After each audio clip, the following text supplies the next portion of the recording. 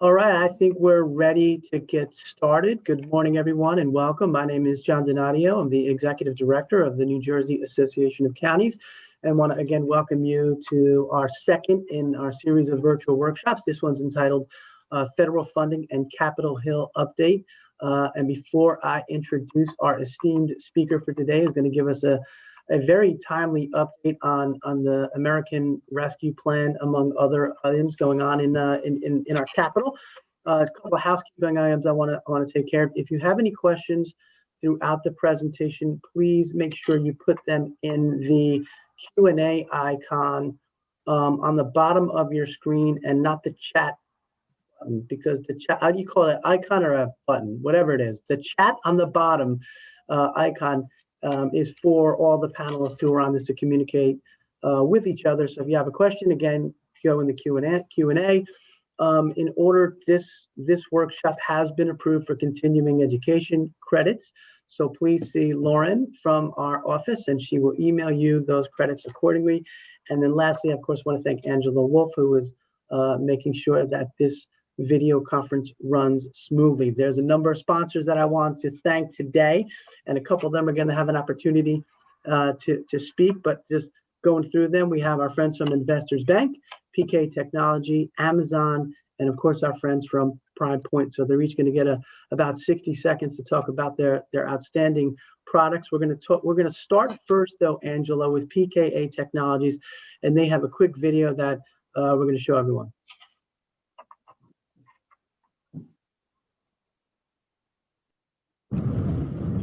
Hi, my name is Eli Katz, and I'm a Senior Account Executive with PKA Technologies. This is not how I wanted to send out this video, but as you will learn with PKA, we are a customer-first, customer-last organization. And as I was sitting down to record this video, I got a call from one of our local government customers explaining they were having an IT emergency, and so I dropped everything, ran, and well, here we are. For 25 years, PKA has been an IT solutions partner and provider to K-12 schools, higher education institutions, Fortune 500 companies, and state and local government. We are a women-owned, New Jersey-based organization, and we have been working with all types of people within all types of organizations to supply IT solutions, whether that's servers, storage, backup and recovery, hybrid models, the cloud, whatever it might be, working with IT engineers, CIOs, CTOs, all types of people to understand the unique challenges that you face, as well as provide ideas that help solve for those challenges, as well as the ideas and initiatives that you have within your organization or local, state and local government every year. My cell phone number is area code 845-826-2647, 845-826-2647. Please call me. I welcome the opportunity and look forward to the opportunity to speak with you, learn more about you, learn more about your organization, and prove to you the value that a relationship with PKA will bring in helping to solve any challenge you face and providing a solution to any idea and initiative that you have. I hope you have a wonderful day, and I look forward to hearing from you soon. Thank you, sir. That was terrific. Thank you to our friends from PKA for your continued support. We appreciate it a great deal. And next up, I want to introduce from our friends from Investors Bank, Max Shane, who has joined us. So Max, it's floor is yours. All right, thank you, John. Good morning, everyone. On behalf of Investors Bank, we would like to thank you for the opportunity to participate in today's workshop. We are honored to be part of the local government community for the last decade and look forward to continuing our support of the New Jersey Association of Counties. As the largest bank headquartered out of New Jersey, it's only right that Investors Bank is the #1 banking provider of deposits and cash management solutions and cash flow solutions for the state and local governments in New Jersey. Our government bankers are best in class with decades of experience who consistently advocate for their clients. Brian Turano, he's on the call today. He covers the northern New Jersey market, and Joseph Setti covers our central and south New Jersey market. You know, this year feels like a hangover from 2020, with an ongoing focus on stabilizing the economy, not only at the national level, but also at the local level. So I'm really excited to hear and learn from the expert today on how the recently passed $1.9 trillion in the House will actually affect New Jersey at the local level, obviously when and if it gets through the state, if it's not watered down through the Senate. Once again, we would like to thank everyone for their time and for allowing us to participate in this informative workshop. Back to you, John. Great, thank you, Max. I appreciate it, and thank you to Brian and Joe and John, of course, from Investors Bank. And if I can just take a second too to thank Investors Bank. This is, I believe, the 10th year in a row that the Investors Bank Foundation has provided the NJAC Foundation a grant of $21,000. We're well over $200,000 now for the past decade. We turn around and give 100% of that money away to county vocational technical school graduates who are continuing their education right here in the state of New Jersey. So thank you to Investors Work for your continued generosity. We appreciate it a great deal. So thank you for that. And last, but certainly not least, my good friend from Prime Point. It's always great to see you, Mr. Jacob. And you are up to talk about some of the great things that Prime Point does. Thank you, John. And again, it's a pleasure for Prime Point to sponsor this event. We're honored, and we just appreciate NJAC and the leadership that you guys offer to the counties and the services that you offer. It's wonderful. We're grateful and proud to be a partner. Hey, I just wanted to remind everybody that Prime Point is here.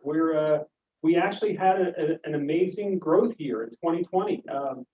Our history, we've averaged anywhere from 12 to 18% annual revenue growth. In 2020, we grew by 7%, even though we had a lot of small businesses suffer in the face of COVID and the lockdowns. And it's been a real challenge for small business. We have a lot of restaurant companies, we have a lot of retailers, and they've been struggling, as you can imagine, and I'm sure you've experienced in the towns that you serve.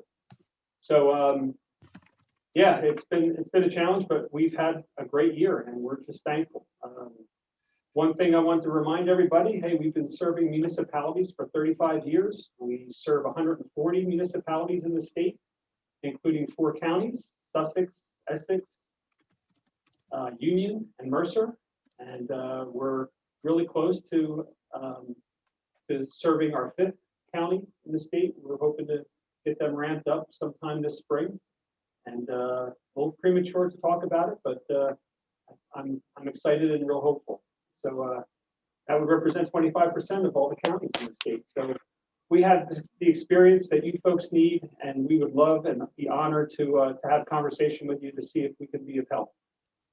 We take care of your payroll, we take care of the HR technology, we take care of time systems and scheduling systems. So whatever you need, it's all bundled together in Prime Point's technology. So love to help you. Reach out to me. Again, Jim Jacob, would love to talk with you. jjacob@primepoint.com. Send me an email, and wish you all the best, and looking forward to today's talk. Back to you, John. Great, thank you, Jim. I appreciate it, and I look forward to visiting you at your terrific facility in Burlington County. Coming to see you and Vic again sometime soon. So thanks again for being here and all of your support. We appreciate it a great deal. Thank you, my friend. Yeah, so with that, I am very pleased to introduce our speaker for today. He has served as the CEO and Executive Director of the National Association of Counties since 2012. And that, by the way, CEO/Executive Director is such a much better title than just plain old Executive Director. So I'm going to have to talk to NJAC's board about maybe getting a change to add that to it. I like it a lot, Matt. He is, as you know, he's responsible for the overall management of NACo, which is the only national organization in the entire country that is responsible for advocating and representing America's 3,069 county governments. So Matt, you also next to the NJAC conference, you guys also host a terrific annual event this year. I believe it will still be in person. It's in Austin, Texas, or Travis County, July 16th through the 19th. So hopefully some of the folks on our call can make it out to Texas. I plan on getting there this year.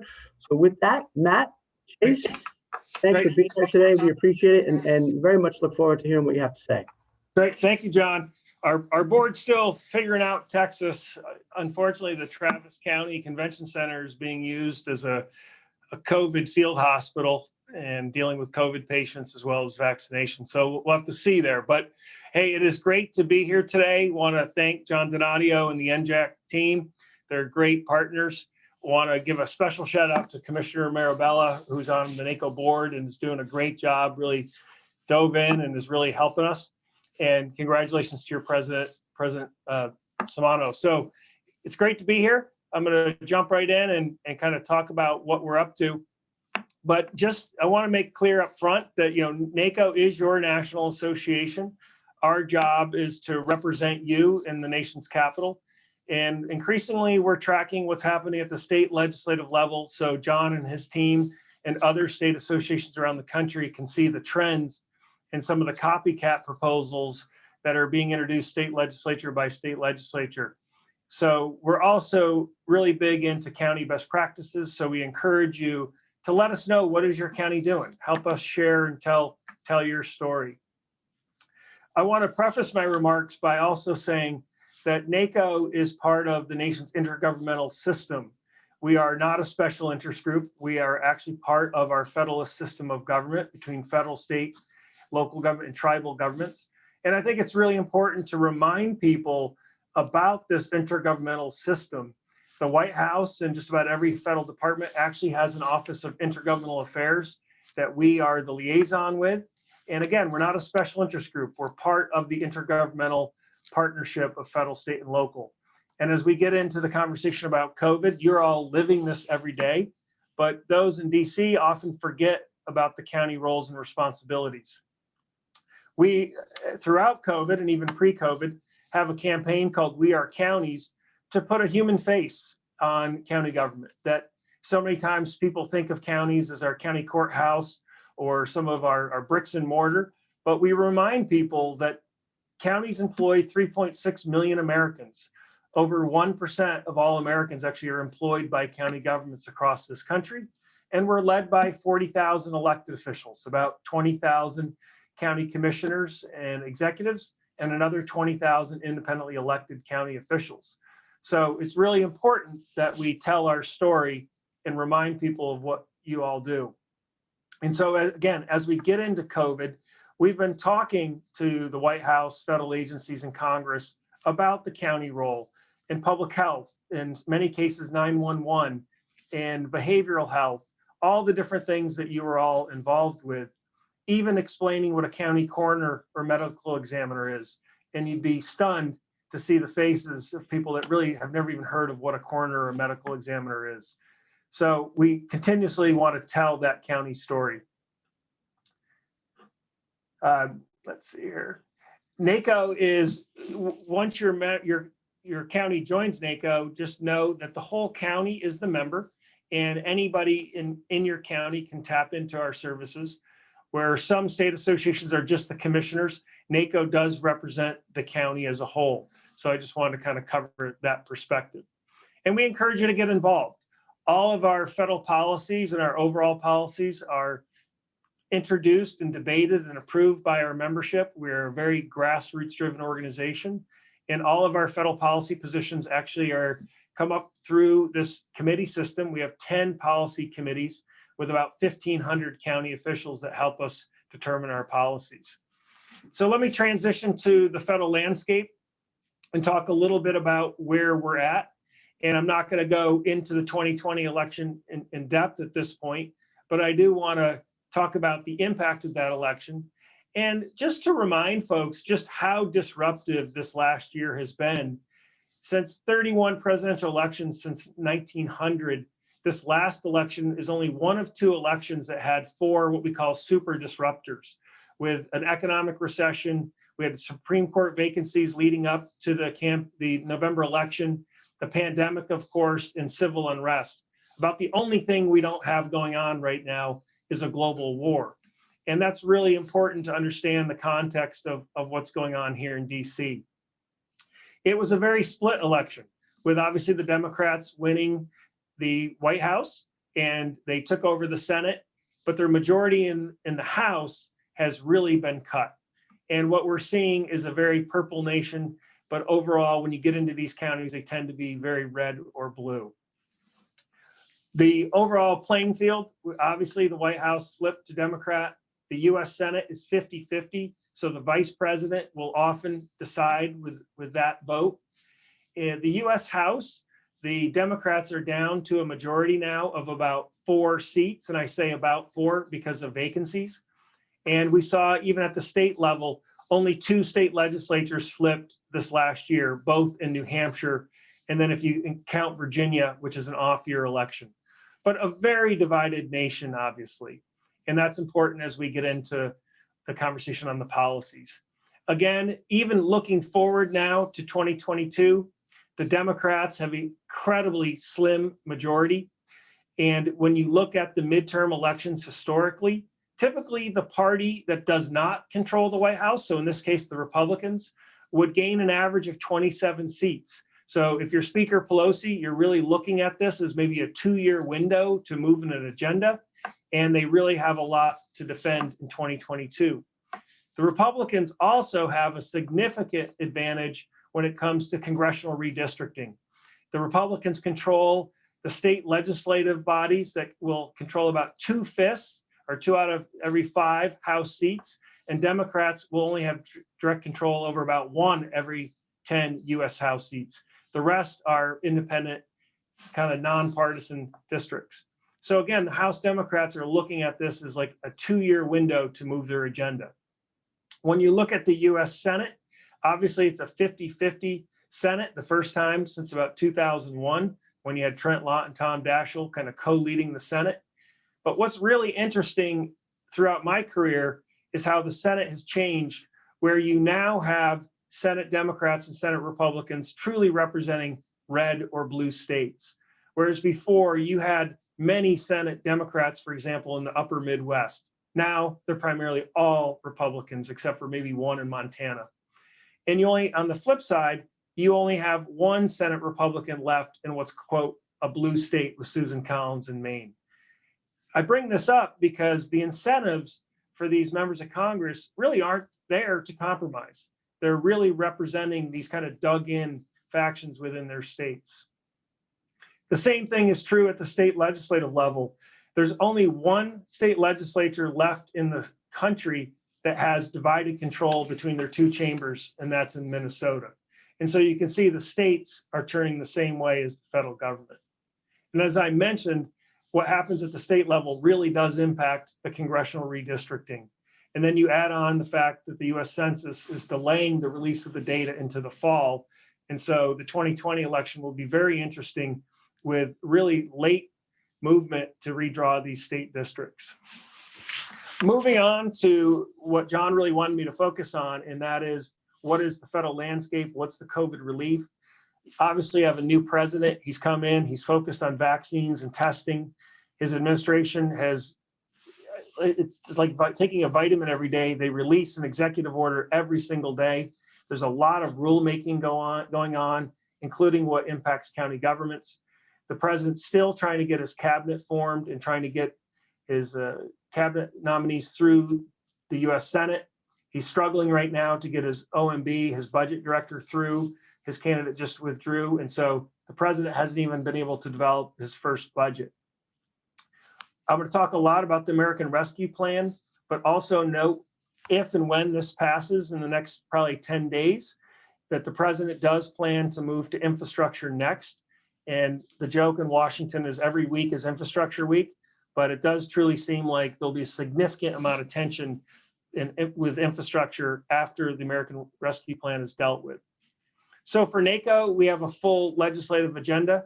Our first thing is always having a balance of federalism and making sure people understand the county roles and responsibilities.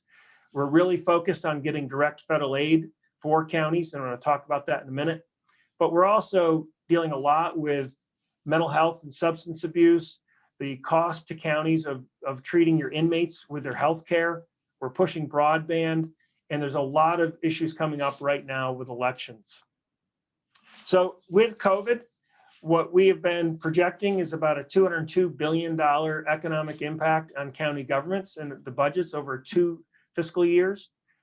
with about 114 billion being lost revenue. For New Jersey, it might not be as big an issue maybe with your property tax as your core revenue, but we'll have to see what happens to the real estate industry. We're also anticipating if states don't receive additional federal aid, that states would also cut their aid to counties. And of course, there's increased cost. So what we continuously do is dig into what are the revenue sources for counties, not just your property taxes, but if you have criminal justice court fees and other maybe user fees, gas tax, other things, what is happening and how does that impact your ability to lead your community? On our website, we actually have customized profiles of each state. You can see in New Jersey, you're down about 165,000 jobs since the beginning of the pandemic. And if we can get this package through Congress, the counties in New Jersey alone, just the counties, not the state, not your towns, townships, and other municipalities, you would receive about $1.7 billion in direct federal aid. So let me get into the American Rescue Plan. What this plan does, it spends about $1.9 trillion, the second largest federal stimulus in our history, second only to the CARES Act that was passed last year. In that is significant money for vaccines, for COVID testing and contact tracing, for state and local governments to hire about another 100,000 public health workers. There's rental assistance, utility assistance, and many other provisions. What I'm going to focus on, and we can get to the other provisions in Q&A, but is the $350 billion that is proposed for state and local governments. Throughout the pandemic, NACo's laser-like focus has been on getting direct federal aid for all counties, regardless of population size, making sure that it's flexible, but still transparent and still used in the public interest.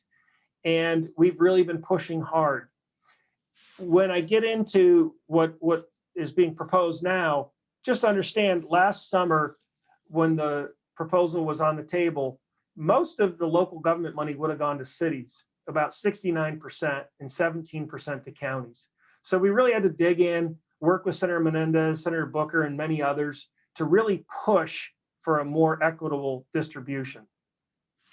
What is being proposed right now is of the $350 billion, you would have a significant amount, about $195 billion going to states and essentially the District of Columbia. You'd have $130 billion going to cities and counties and other non-municipalities. Of the county money, $65.1 billion would go directly from the federal treasury to the county government. You would have to sign up and have like a minimal certification process, and then literally they would wire transfer you the money. For cities and other non-county municipalities, there's another process where if you're a city above 50,000, you would receive a direct allocation. If you were a non-county municipality below 50,000, the money would go to the state and then down to your municipality. But I'm going to focus on the county piece, of course. So how would you be able to use this money? There's 4 key provisions. They're very straightforward. And we would have to work with the Treasury Department on further guidance, similar to what we had to do with the coronavirus relief funds or CRF dollars. This money is more flexible than the previous Treasury money. This would be designed to help you mitigate the public health emergency, including the negative economic impacts. It would help you deal with costs that you've incurred. And importantly, it would help you replace lost, delayed, or decreased revenue. Again, it says twice here, address negative economic impacts. So if you wanted to help small businesses or the tourism industry or nonprofits, others impacted by the negative consequences of COVID, you could do that. Hey, Matt, before we move on to the next slide, which I think you're going to answer the question, we did have a question which I think is relevant, and that there's some concerns about, under the CARES Act, there were only 9 counties in the state that received funding because they had populations of 500 or greater. That's not the case under the American Rescue Plan. Every county, and if you could just go over that again, every county will get direct aid. But I think it's also important to note that they have to opt in and I guess affirm or certify that they want to receive that funding. Is that correct? Correct. Hopefully you're seeing my slides, and up there is the dollar amount that each county in New Jersey would receive if this is signed into law. And again, unlike the CARES Act money, this would go directly to all counties regardless of population size. The way the process is intended, we'll have to see what Treasury would actually do, but you would basically receive a notice from Treasury saying, would the chief elected official in this county be willing to accept this money? Do you certify that you have needs in your community? And when they say county, as far as your needs, it's both the county government as an institution, so the county government as an entity, and the county as your community. So they wouldn't expect Middlesex County just to spend $161 million just on county operations, county personnel. You could subgrant that for rental assistance, small business assistance, dealing with behavioral health, obviously dealing with vaccines, testing, anything related to COVID, both as a public health crisis, as well as the broader social issues, including economic issues that your community might face. So we have to get this signed into law, but we are already working with the White House and Treasury on the lessons learned from the previous bill and what counties had to deal with the Treasury program, trying to get more clarity, a little cleaner rules and regulations, but this would be the money. Also, John, just for the group, for those that were 500,000, that are 500,000 and above that received money last time, they may have subgranted money to your municipalities within the county. This time, you probably wouldn't want to do that, or you don't have to do that, because your municipalities will receive their own allocation. So let's come back to that, John, hopefully if we got time for Q&A. But the American Rescue Plan has a whole bunch of other provisions in there for public transit, for airports, for Amtrak, which is important in New Jersey. There's a ton of money in there for county human services for those states where the county runs human services. And there's a major focus on vaccine production and distribution and state and local public health capacity. Unfortunately, one of our key provisions got stripped out by the Senate parliamentarian. You've probably heard a lot about the Senate parliamentarian and what she has ruled more on the minimum wage fight. But for us, we had a provision in the House bill that was going to allow any jail inmate who was Medicaid eligible, that the county could start billing Medicaid 30 days prior to that inmate's release, trying to drive down the county jail health cost, but also get these people a continuity of service as they transition back into the community. Unfortunately, that was ruled out of order on parliamentarian issues, but it would have saved counties about $3.8 billion over 10 years. So we're going to keep pushing for that. Our argument all along has been, why do Americans lose their benefits, whether it's VA, Medicare, Medicaid, or others, at arrest, not post-adjudication? And so we think it's a constitutional issue that you should have due process. And if you're convicted or plea out, then yes, then you should lose your public benefits at the federal level. But if you're in a pretrial status, you should continue to receive those benefits. It's really a cost shift to locals, but more importantly, it's a constitutional issue. There's also significant money in there for broadband. And one thing that we're keeping an eye out is the ability maybe for counties to get payroll tax credits around if you had employees using the family medical leave or emergency paid leave. We have report after report on our website where you can dig into these. And again, as the Senate moves through the process, we'll continue to update it. Where we are process-wise, the U.S. House passed the American Rescue Plan last week. The U.S. Senate is going to start its debate today. They will probably vote on final passage around Friday, maybe into Saturday, but most likely Friday. The Senate has to make some changes due to some parliamentarian reasons. The Senate, if they can get the 50 votes, will pass it. The vice president probably will be the deciding vote. And then it'll go back to the House next week for approval, since the House and the Senate bill will be different. Again, for the Senate Democrats, they need everybody healthy. They need everybody present to vote to get this through. They aren't anticipating any Republican support at this point, but they are using a process called budget reconciliation, where it only requires 50 votes rather than the 60 votes normally to get over a filibuster. So just to move through a couple of slides so we get to Q&A, I encourage you to use our coronavirus resource hub. We have all sorts of federal policy updates on there, but we also have a number of social media tools to tell the county story. We have a lot of county innovations. One of my favorite stories is about Franklin County in Columbus, Ohio, that does the lunch program for kids. And they partnered with a local science and technology museum to not just feed hungry bodies, but also feed hungry minds. And they've inserted like these STEM education games into the lunch boxes for kids who are remote learning. And there's just so many things out there that counties are doing. Here's kind of a snapshot of some of the themes that we've focused on. But please share your stories of what your counties are doing. We're hearing good news about New Jersey counties, particularly on your vaccination sites. And so help us tell the story with the media and the federal policymakers.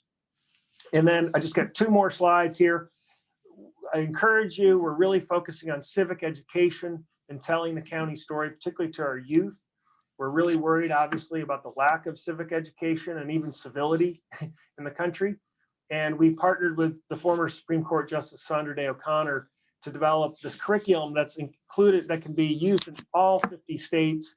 We have an online interactive game that kids can be a county commissioner, and you got to help your citizens find the right county department. They ask you questions. You have to decide whether you'll appropriate money, and they watch your poll rating. So it's really pretty cool. The kids enjoy it. We even have an activity book for kids. And then this year for National County Government Month in April, we launched an art contest for kids to tell the story why I love my county, or I love my county because. We're going to select some art from around the country and recognize kids for telling their story. And then lastly, NJAC's been a good partner with our High Performance Leadership Academy with General Colin Powell and others. We've got about 16 people, I think, from New Jersey counties who've gone through the program. If your county has not participated in this, we have scholarships available. But this was a give back from the NACo board to America's counties, where we wanted to give people the latest tools to deal with just a crazy society here. And it's really tough, obviously, to lead at the local level. And then lastly, I just invite you all to our legislative conference, and hope it'll be virtual this year. We really wanted to have it in person, but literally the hotel that we have our conference in every year has been closed since last March, and they just announced they're closing it permanently. So DC is losing the Wardman Park, which is a big historic hotel in town here. So we literally didn't have a hotel to have our conference in, even if we wanted to. So with John, I'll wrap up there, see if we have time for Q&A, but really appreciate the partnership. Yeah, thank you, Matt. I appreciate it. That was very helpful. We do have a couple of questions, and I'm gonna try to summarize them. Could you take a minute to go over what types of items or matters the counties will be able to use that funding? Can it be for lost revenues? Can it be obviously for COVID, other related expenses like staff and overtime costs? But can you give us a pretty good overview of the types of things that we can spend this grant funding on? Yeah, I'm going to put the screen back up here, where these 4 bullets are the 4 bullets in the law, or in the legislation, that this is what Treasury will have to go on as far as congressional intent of what you could use it for. The congressional intent, working with Senator Schumer, I will say Senator Menendez has been instrumental throughout this process, and working with NACo on making sure that counties get a fair share and that the money is as flexible as possible. So again, it's intended to be very flexible. It's tended to be related to COVID, but not just the direct public health. It includes the economic and broader societal impacts. So one of the things that we're actually pushing for is clarity that it could be used for broadband projects and other capital infrastructure projects that might be related to COVID, whether it's surge centers or emergency operations centers. We want to make sure, because it is a lot of money, that if you want to do bricks and mortar, that you could do that. So that's what we know right now. Anything else that I say would be kind of speculating, but if we used the Treasury process from the CARES Act, it was pretty broad outside of the law. The previous law said you could not use it to replace lost revenue. That was the big hang up with the CARES Act, is you couldn't use it to replace lost revenue. This proposal is clear that you could use it for lost, delayed, or decreased revenue. So I'm not sure how New Jersey counties work, say with your court system. If the counties rely on court fees, for example, if your courts were impacted by COVID, you could use it to backfill. The other thing you'll notice here is it allows you to go back to January 27th of 2020. So it's just not in 2021 moving forward. You could actually go back and backfill losses last year. Off topic a little bit, I forgot to mention that the current administration did make changes to FEMA's reimbursement process.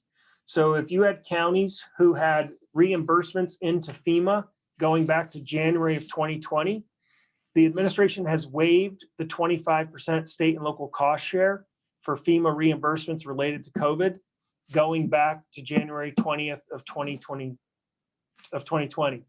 They also are moving ahead with 100% federal share for indigent burial. So if your counties have to provide burial service for your indigent or anybody impacted by COVID, you can also now get that reimbursed by FEMA at 100% cost share. So Matt, so do you believe, like under the CARES Act, there will be guidance forthcoming from the Internal Revenue Service? Because we're getting a number of questions on can we use it to purchase radios for the Sheriff's Department? Can we update election equipment, because we're moving most likely to an early voting and a vote by mail type of system in New Jersey, which is going to be very expensive for the counties to implement. And we're kind of in the middle of a conversation with the state on who is going to properly fund this. Yeah. And then large capital, infrastructure, capital improvement projects. So do we have to kind of stand by to wait for the guidance from? Okay. Yeah, but let me say a couple things on that. One, you can be creative. So for example, under the Treasury program, you could basically bill your entire sheriff department, your public health, if you have 911 or emergency operations people, you could bill all of their salary to the Treasury money. That would free up probably some of your general funds to purchase the radios. I don't know if I would charge the radios directly to the Treasury money, but hopefully this Treasury money would free up other county expenses, particularly your general funds, to allow you to kind of move things around. With elections, that's a great question, and that is something we've been pushing.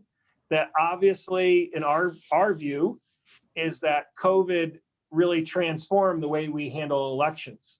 And so there's a direct link between the public health pandemic, the lessons learned, and future elections. So that is something we're going to push hard for, to make sure that elections are eligible use of these funds. On the capital infrastructure, the key will be to tie it back to COVID. So if you can justify that you need more social distancing in a building and therefore you have to do retrofit a facility, I think it would be pretty clear that it's eligible. If you're trying to build a new bridge, that might not, tie back to COVID. So we need to wait for Treasury to come out with guidance, but we do have some lessons learned from the CARES Act and the previous bills. Matt, so you mentioned that the spending can be retroactive. Is there a time frame, like under the CARES Act, to spend the money down, or no? There's a great question, Jay. There's no deadline. So under the current legislation that's moving through, it is until expended. So there's no deadline like there was under the CARES Act. It's kind of a blessing and a curse, but right now there's no deadline. We do expect the Senate to make some tweaks. I'm not sure that will be one of them, But just be aware the Senate may fine tune this just a little bit. And John, going back to elections, I'm changing gears a little bit here, but you should all be watching HR 1. So House Resolution 1, when it has the number 1 on it in the House, that's the majority's number 1 priority. It is a major elections reform bill. NACo leadership testified on it last week in the House. There are some good provisions in it, but there are a ton of unfunded mandates for counties. We're really concerned that it's a one-size-fits-all approach to elections. There's some mandates in there, for example, about how far your polling locations can be from transit facilities, which particularly for our more rural counties would be a huge problem. And we want to work with the House Democratic leadership as well as the Senate to make some more common sense reforms. You're seeing this HR 1 really as a political football. It's become highly partisan. We're just trying to work on this bill as practitioners, right? As county governments who have to run the operations day to day. And last week, the House had a hearing, and our witness was the only one who actually has ever run an election. The rest were all advocates who have never actually administered an election. And so we're trying to bring some common sense. But as you mentioned with your machines and some of the other things that you have to pay for, I would really look at HR 1. It could be a major unfunded mandate for your counties on top of what your state is already looking at. Hey, Matt, we've got a number of questions, and again, I'm trying to summarize all of them. But actually, this funding, direct funding to the counties, is grant funding that the counties will have to apply for. And does not take into consideration any funding a county may have received through CARES Act or state CARES Act funding. Does not take into consideration any funding they may have received as a result of FEMA reimbursement for vaccine distribution or COVID-19 distribution or other emergency type of expenses. This is just a clean slate of money that each county will get directly from the federal government. Yes. John, you should give my presentation. You got No way. You got it nailed down. So yes. I want to jump in with you on the unfunded mandates. We hate them in New Jersey. Yeah. And these are great questions. I mean, I think people look at the numbers up on the slide here and they're probably stunned. It is a lot of money. And yes, it's direct. And it doesn't go through the state. Our number 1 goal was to keep the governor and the state's hands off the county money. We are working with Senator Menendez and a couple others on what we call maintenance of effort to make sure that the state then doesn't cut any county appropriations from your state legislature to say, hey, Burlington County, you got 87 million from the feds, so we're going to reduce your state appropriation for different programs. No, this money is designed to help rebuild the economy, to make your communities more resilient, and to defeat COVID. The goal here is not to supplant state money. This is supposed to be above and beyond. You can use it to help, again, your nonprofits. You can help it to use your hospitals, anybody, small businesses, rental assistance. It's designed for you as county leaders to make sure that your counties are resilient and that your most vulnerable populations can get through COVID and get back on their feet. Hey, Matt, maybe 1 or 2 more questions, and I think we'll get ready to shut it down. But just again, can you reiterate that the municipalities, every municipality, will get their own pot of money? So, and I'll tell you why, because of the 9 counties that received direct CARES Act monies in New Jersey, they all gave some type of money to the municipalities within their towns. Right. So that's not something. I mean, listen, if a county wants to use it to help their town out, but each town, regardless of size, will be getting direct federal aid. It's a different formula from what I understand than how the counties. So maybe you just talk about how the county formula is and then what the municipal formula is. Yes. Don't mind? Yes. So the background here is originally when the congressional Democrats came up with the state and local aid last summer, they were going to use the HUD Community Development Block Grant formula to figure out how much money was going to go to cities, how much was going to go to counties. The money wasn't going to go through CDBG or HUD. It was still going to go through Treasury, but they were going to use the CDBG formula to figure out how much each city and county would get. We did not like that approach because 960 cities would have gotten money directly and only 120 counties, and the cities would have gotten far more money than the counties. The cities were going to get 69% of the money, and the counties were going to get 17%. So we stepped in and pushed, and Senator Schumer and Speaker Pelosi really worked with us. And we said, let's split the city-county money 50-50. And when I say city, that includes towns. That's municipalities. And so where we landed was there's $130 billion for local governments. 3,000 counties will split 50%. 38,000 cities, towns, townships, villages, and boroughs will share the other 50%.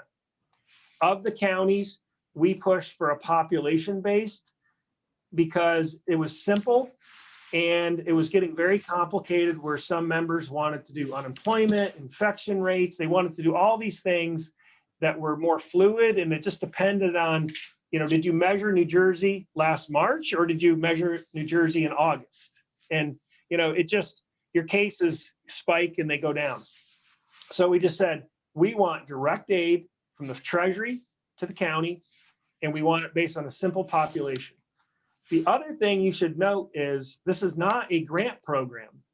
It's a federal revenue share, essentially, where they wire you the money up front. Typically with federal grants, the county would cash flow it, and then you submit reimbursements where the federal government pays you later. Here, it's the opposite. So those counties that were in the Treasury program know you sent them your bank account and they wired you the money up front, and the money sits in your account and you draw it down, and you can earn interest, which is why we're, John, working with you on the 3+1 cash management, because if you can maximize your interest, you can actually spend it on eligible expenses. For the cities and the municipalities, if you're 50,000 and above, you will also get a direct allocation from the federal government.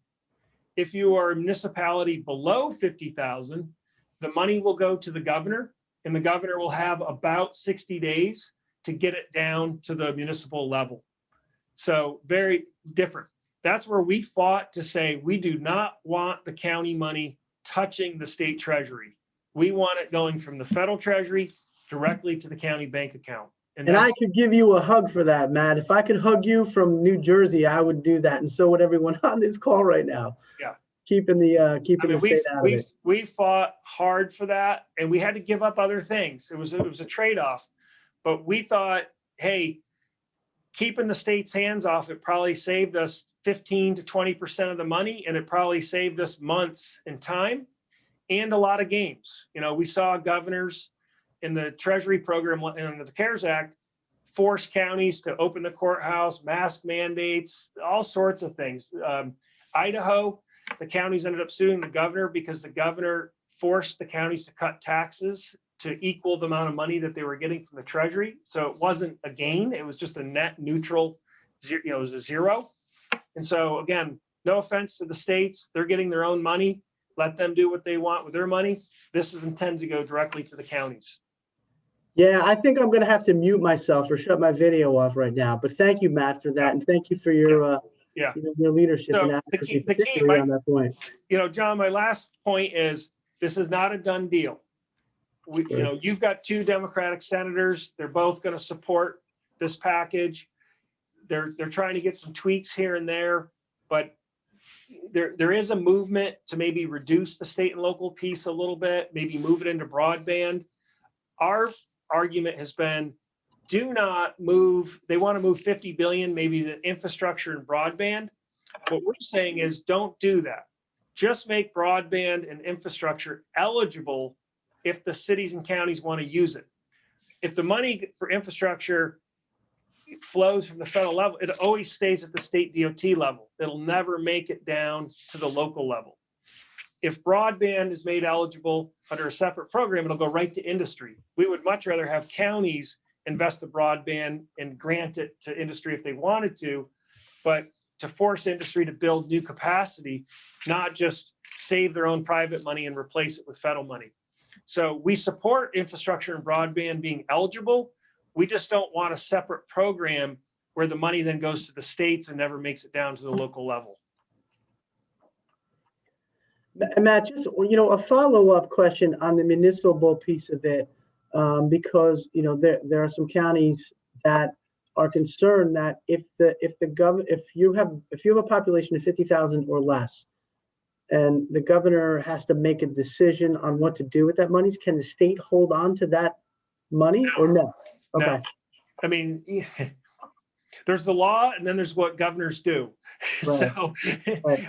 Under the law, there is a clock where the governor has to sub-allocate it. There is a formula that you take the population of the state and then you take the population of each municipality and you divide it, and the municipality gets that percentage. So if you have an overlapping town in a city, there's a formula that they'll distribute it. We can follow up with you, John, if people want, but we do have the dollar amounts per municipality as well. Right. And we work closely with the National League of Cities on this, but there is a specific dollar amount that Congress intends for each town and city. Yeah, if you don't mind, and it's relative only because, most of the towns in New Jersey have populations less than 50,000. And if the money is held up by the administration, they're then going to look to the counties for, some of the aid that they're receiving directly from the American Rescue Plan. So I think it's important to kind of get a better handle on how, the money is allocated for those towns with populations of 50,000 or less. Yeah.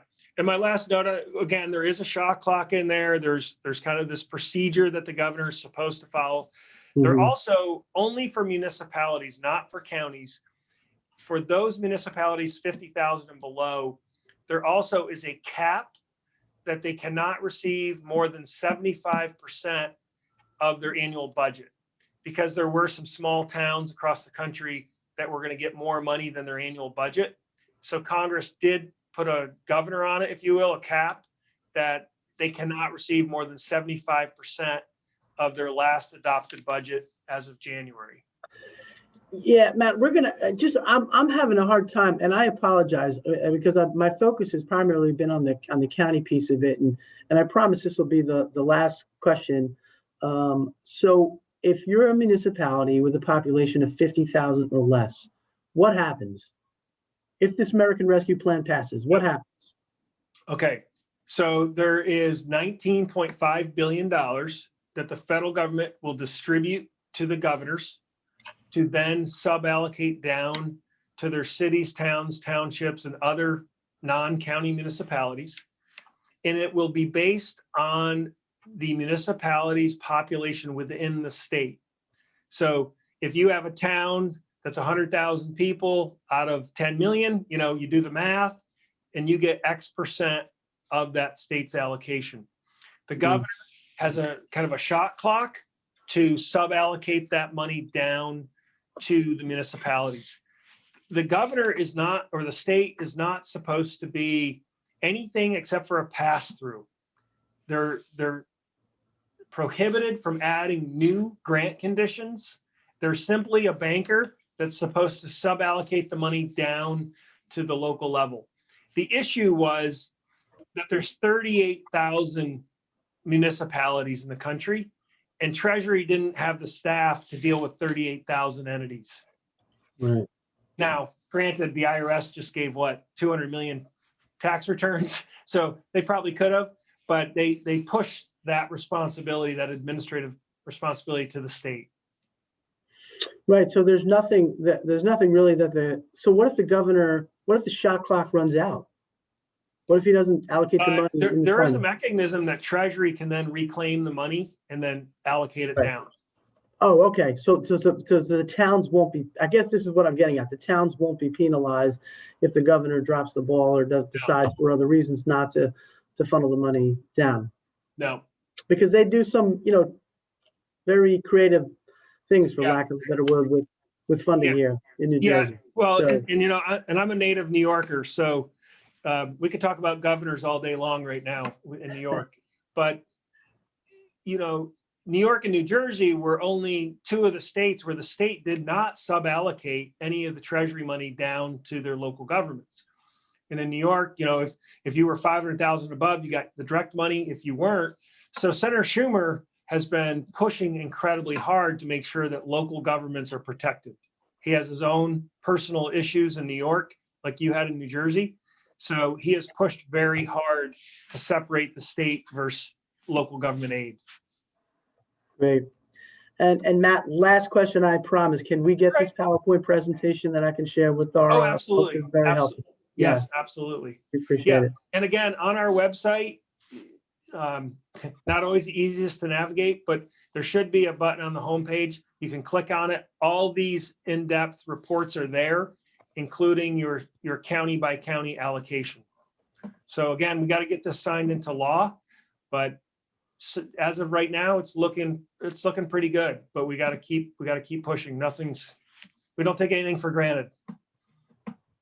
Great. Well, thank you, Matt. We are you. out of time, but I Thank tell you, you. this was very helpful, and I want to thank you and NACo for your leadership and your advocacy and your responsiveness. I can tell you, no matter what time that I reach out to someone, from whether it's you or someone from your staff, it could be 2 o'clock in the morning, and they'll respond to me within 5 minutes. So I really appreciate your leadership. It's a fantastic organization and a great job, and a terrific resource that you are. And we here in New Jersey appreciate it a great deal. So Thank you, John. And I just hope lastly, you get this anybody can send questions to us at questions@naco.org. So any questions you have, we have a team that fields them all. Just email questions@naco.org, and our team will jump on it and we'll help you. And John is always a great resource to connect with us. So again, thank you very much and have a great day. All right, great, thanks. And Thank you. hopefully we'll see you. Thanks again, Matt. Hope I see you in person. And next week, our virtual workshop, same time, same bad channel, is on mandatory vaccination for employees. So hopefully we'll see you next week, and have a great day. Thanks.